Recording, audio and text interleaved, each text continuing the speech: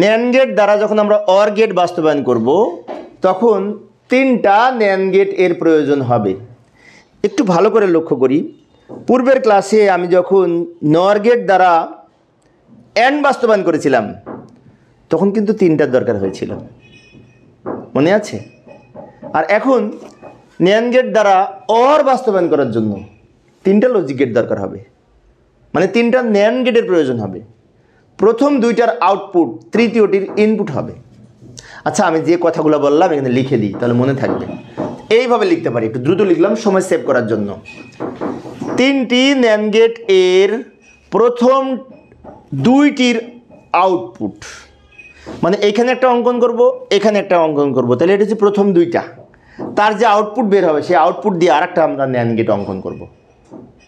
সেজন্য এখানে বলেছে শর্তে প্রথম 2টির আউটপুট তৃতীয়টির ইনপুট হিসাবে ব্যবহার করা হলে এর আউটপুট অর গেটের কাজ করবে, মানে ফাইনালি যে আউটপুটটা বের হবে সেটি অর এর কাজ করবে। কিভাবে করবে আমি চিত্রের মাধ্যমে দেখিয়ে দিচ্ছি। মনে করি এ ইনপুট বিশিষ্ট এইটা হচ্ছে একটি ন্যান্ড গেট। এ ন্যান্ড গেটের এ আর এ গুণ করে তার উপরে নট, এ আর এ গুণ করে তার উপরে নট সমানিয়ে নট বলতে পারি।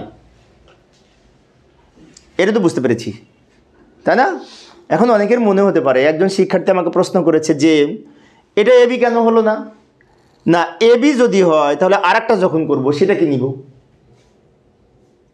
সেটা সিডি নিতে হবে, একই এবি দিতে হবে না। সেই জন্য আমরা যখন এই ন্যান্ড গেট দ্বারা অর বাস্তবায়ন করব তখন যে 3টা ন্যান্ড গেট তৈরি করব, প্রথমটা আমরা এ নিতে পারি, দ্বিতীয়টি বি নিতে পারি। এ আর বি ইনপুট হিসেবে নিয়ে আমরা বাকি কাজগুলি করব, অথবা এক্স ওয়াই নিতে পারি। তো যাই হোক, আমি এ ধরেছি, তাহলে এই ন্যান্ড গেটের আউটপুট কিন্তু এ নট। আরেকটা ন্যান্ড গেট মনে করি বি দ্বারা আমি এখানে তৈরি করলাম, এটা হচ্ছে বি, এটা বি আর বি গুণ হয়েছে তার উপরে নট, বি ইন্টু বি সমান B not, B into B not মানে কি বি আর বি গুণ করে বি নট। আচ্ছা, এখন কি বলেছিল আরেকবার পড়ি। প্রথম 2টির আউটপুট, মানে এই যে প্রথম 2টার যে আউটপুট বের হয়েছে তৃতীয়টির ইনপুট হবে, মানে কি এইখানে যে ন্যান্ড গেটটা তৈরি করব তার ইনপুট হবে। তো এটা আমরা একটু নিচে একটু ছোট করতে পারি, এটা উপরে নিতে পারি, যে এইখানে আরেকটা ন্যান্ড গেট তৈরি করবো এরকম। এবং এইখানে যে আউটপুটটা বের হলো সেটা আমরা লিখতে পারি এ নট বি নট মাঝখানে ইনটু তার উপরে নট, যেমন এই যে এ নট, তারপরে এটা ইনটু বি নট তার উপরে নট। আমি আবারও বলছি, এ নট এইটা, বি নট এইটা, তো এই দুটো কি হয়েছে? গুণ হয়েছে না? তার উপরে এই নটটা। এখন এটাকে যদি আমরা একটু সরল করি তাহলে এই ইনটুর উপরে নট, তো গুণের উপরে যদি নট থাকে, ডি মর্গেনের উপপাদ্যে দ্বিতীয় উপপাদ্যে বলা আছে গুণের পূরক সমান পূরকের যোগফল। মানে গুণের উপরে যদি পূরক থাকে তাহলে এই পূরকটাকে ভেঙে আলাদা করা যাবে, শর্ত হচ্ছে ইনটুটা প্লাস হবে। মনে আছে ডি মর্গেনের উপপাদ্যে দ্বিতীয় উপপাদ্যে?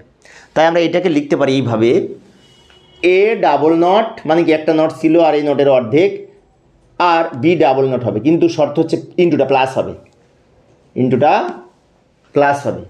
ডি মর্গেনের দ্বিতীয় উপপাদ্যে বলা আছে ইনটুর উপরে নট থাকলে ইনটুটা প্লাস হবে আর এই নটটা ভেঙে আলাদা করা যায়। তো ডি মর্গেনের উপপাদ্যটা আমাদের কিন্তু জানতে হবে, এটা কিন্তু ব্যাপক ব্যবহার রয়েছে। এবার এ ডাবল নট সমান এ, বি ডাবল নট সমান বি, তাই না? তাহলে আমরা এখানে লিখতে পারি এই যে ডি মর্গেনের উপপাদ্যটা আমি এখানে লিখে দিলাম, এখানে এটার পরিবর্তে লিখতে পারি এ প্লাস বি, এই ডাবল নটে কাটা যায়। এই নিয়ম অনুযায়ী আমরা এটা পেয়েছি। তা আমরা কিন্তু ফাইনালি এ প্লাস বি মানে গেটে অর, এ প্লাস বি মানে কি অর গেট, তাহলে অর গেট কিন্তু পেলাম। তো এইভাবে আমরা এই ন্যান্ড গেট দ্বারা অর গেট বাস্তবায়ন করতে পারি। আচ্ছা, অর গেট যেহেতু পেয়েছি তো অর গেট দিয়ে আমরা একটা গেট অঙ্কন করে দিই। এই যে এ বি দিয়ে আমরা এখানে একটু অর গেট মানে কি, অর হচ্ছে এরকম ধনুকের চাঁদের ন্যায় বাঁকা, সরি এখানে কিন্তু গোল হবে না। কেন গোল হবে না? উপরে তো নট নাই,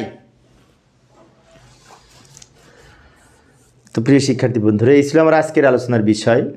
আমি শিক্ষার্থীদের অনুরোধে অল্প অল্প করে ক্লাস নিই, যাতে শিক্ষার্থীরা বোরিং ফিল না করে, একটা করে টপিকস আলোচনা করার চেষ্টা করি। তো পরের ক্লাসটি দেখার আমন্ত্রণ রইল। খোদা হাফেজ।